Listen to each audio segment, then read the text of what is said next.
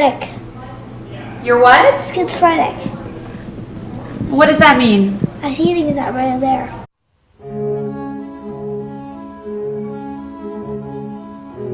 Schizophrenia is a chronic brain disorder affecting about 1% of the population. When schizophrenia is active, symptoms can include delusions, hallucinations, trouble with thinking and concentration, and lack of motivation. However, when these symptoms are treated, most people with schizophrenia will greatly improve over time. History of schizophrenia. The disease was first identified as a discrete mental illness by Dr. Emil Kraepelin in 1887, and the illness itself is generally believed to have accompanied mankind throughout its history. Etymology. The word schizophrenia is a bit more than 100 years old. The Swiss psychiatrist Eugen Buehler coined the term schizophrenia in 1911. The word schizophrenia comes from the Greek roots schizo, meaning split, and phrenia, meaning mind, to describe the fragmented thinking of people with the disorder.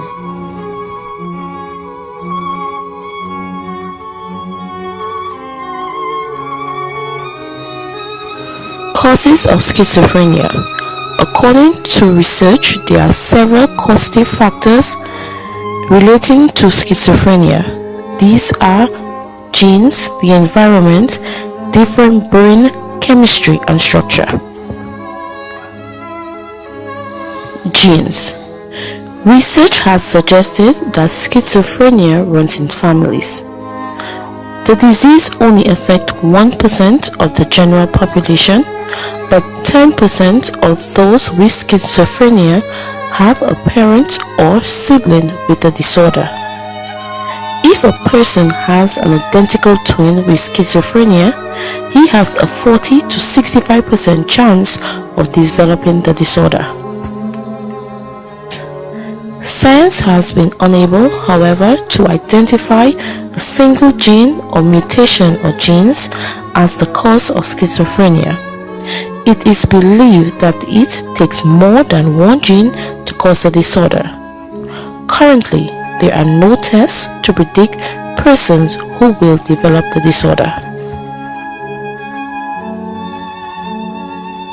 The environment. Scientists believe that the environmental factors such as exposure to viruses before birth, malnutrition during pregnancy, and problems during birth may contribute to schizophrenia. Taking mind-altering drugs such as LSD may contribute to schizophrenia, especially if such usage began at an early age. Brain chemistry and structure. People with schizophrenia tend to have differences in the brain chemicals called neurotransmitters. Neurotransmitters are responsible for communicating information in the brain.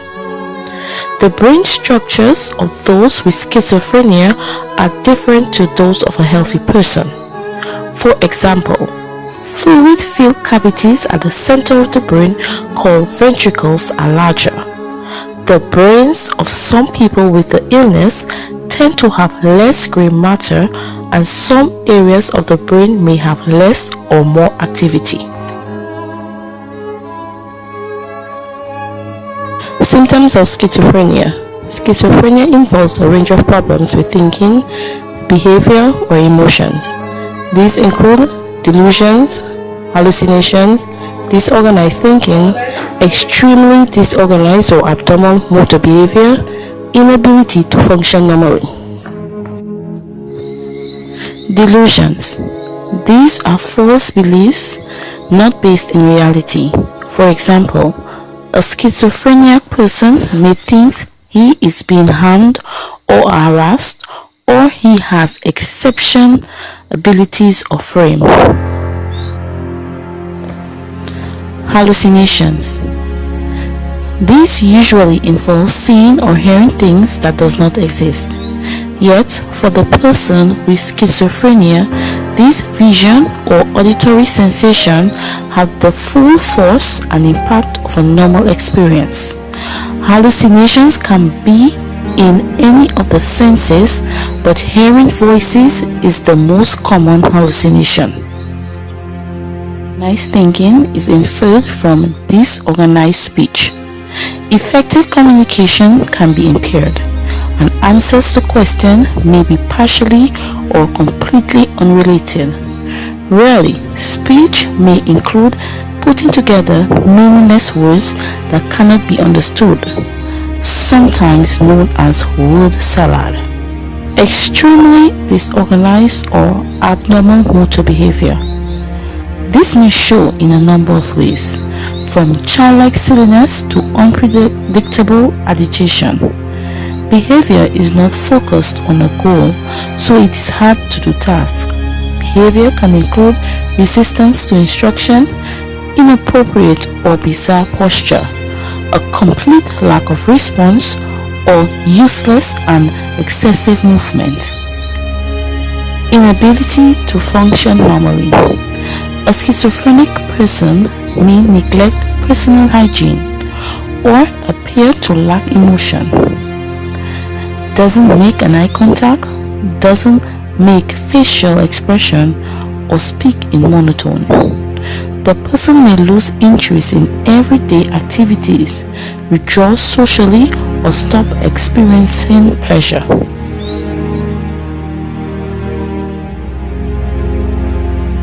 Gender and schizophrenia. Although schizophrenia affects men and women equally in numbers, there are two major differences between men and women suffering from the disorder. The average age of onset is earlier in males, being 18 in men and 25 in women. Research indicates that men suffer more severely from the disease than women do. Age and schizophrenia. The typical age of onset for schizophrenia is late adolescence.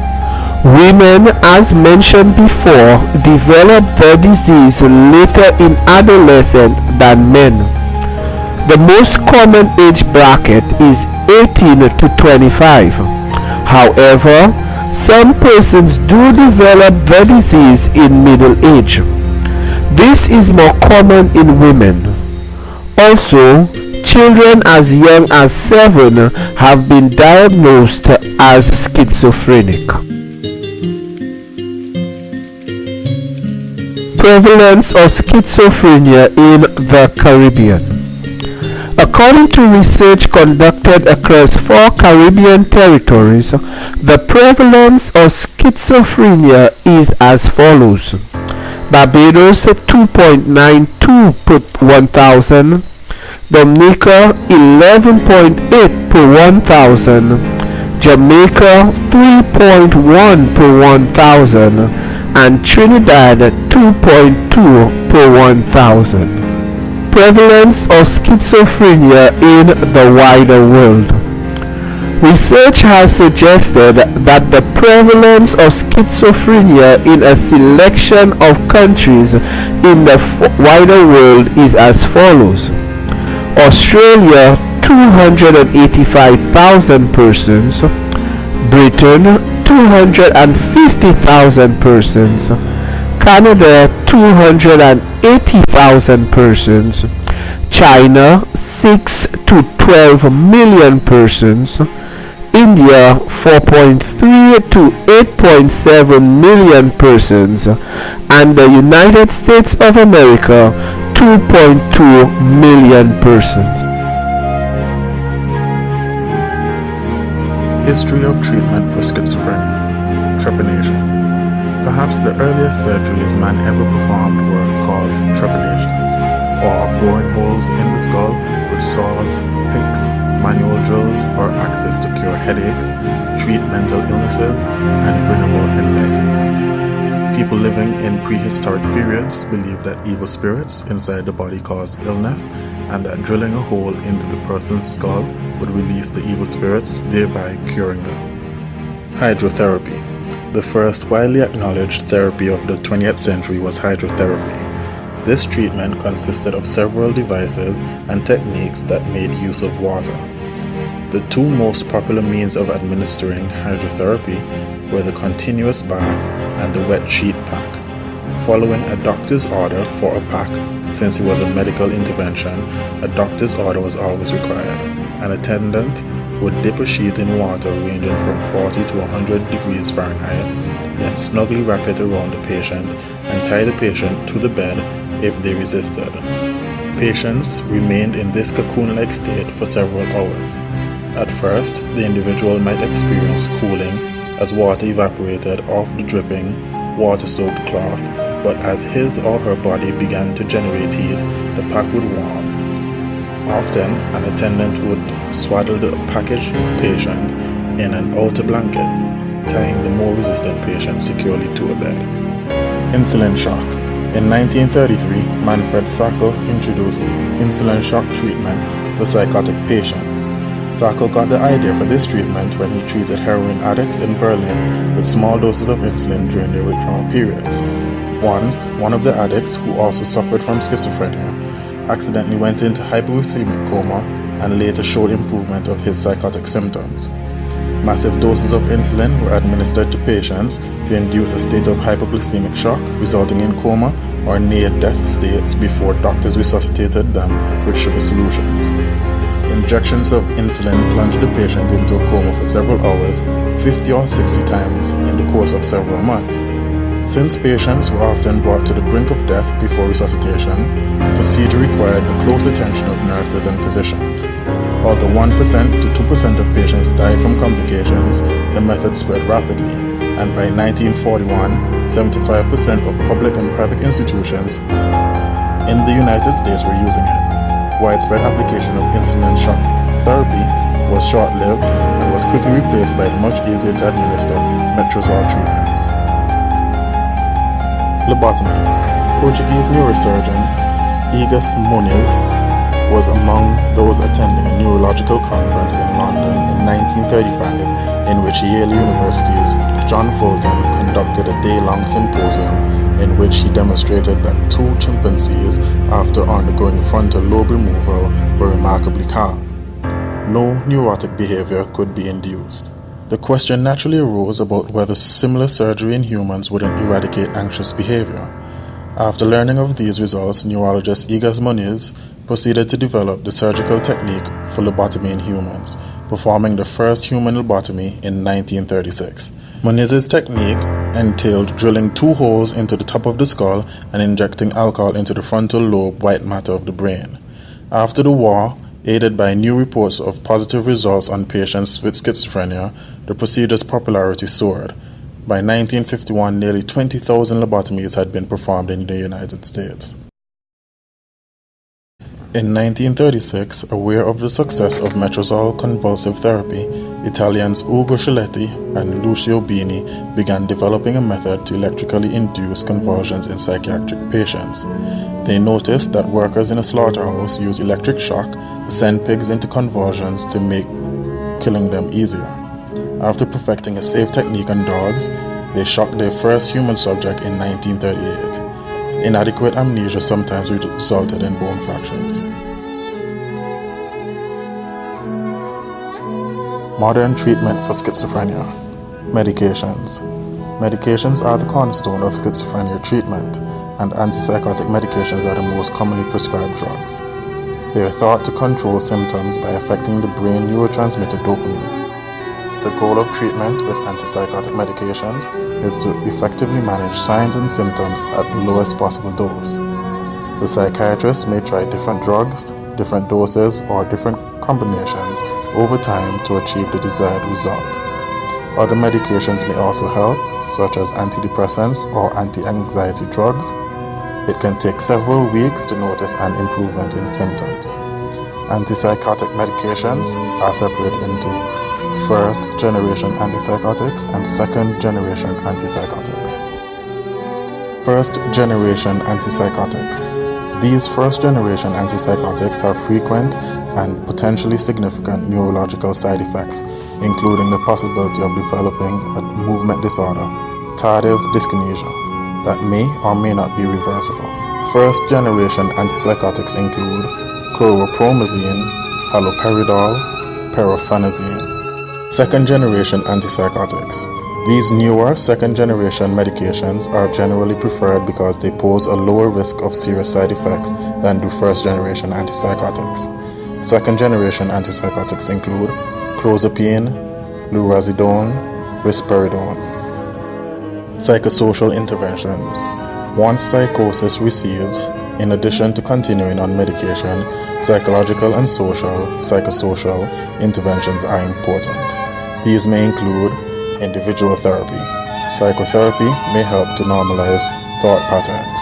Also, learning to cope with stress and identifying early warning signs of relapse can help people with schizophrenia manage their illness. Social skills training. This focuses on improving communication and social interactions and improving the ability to participate in daily activities. Family therapy. This provides support and education to families dealing with schizophrenia. Vocational rehabilitation and supported employment. This focuses on helping people with schizophrenia prepare for, find, and keep jobs. Electroconvulsive therapy. Electroconvulsive therapy is still used to treat schizophrenic patients who do not respond well to antipsychotic medications. In the modern era, much emphasis is placed on adequate anesthesia to avoid the disastrous effects of bygone eras. Living with schizophrenia. Although schizophrenia is a very serious illness, it is heartening to know through a combination of antipsychotics and therapy, it is possible for those suffering from the illness to live a full and productive life. With further advance in medication, it is possible that treatment options will become even more effective in the years to come.